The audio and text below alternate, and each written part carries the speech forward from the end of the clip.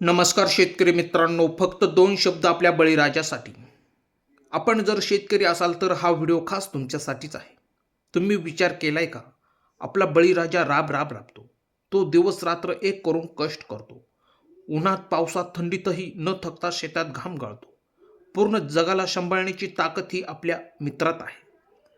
पण तुम्ही बघा ना, त्याचे जीवन हे पूर्णपणे निसर्गावर आहे. कधी कधी एवढे कष्ट करूनही त्याला निसर्ग म्हणावे अशी साथ देत नाही. निसर्ग कायम त्याच्या विरोधातच उभा असतो. म्हणून आपला शेतकरी वर्ग कधीही बघा सुखी समाधानी दिसतच नाही.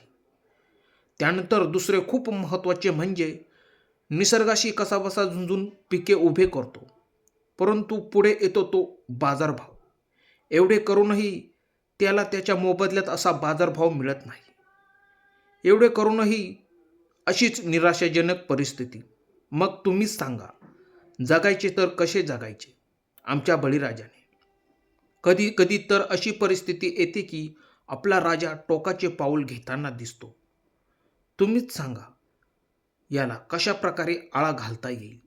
मित्रांनो, दिलेली माहिती कशी वाटली? दिलेली माहिती आवडल्यास आमच्या शेतकरी मित्र चॅनलला जर सबस्क्राईब केलेले नसेल तर सबस्क्राईब करा. धन्यवाद शेतकरी मित्रांनो.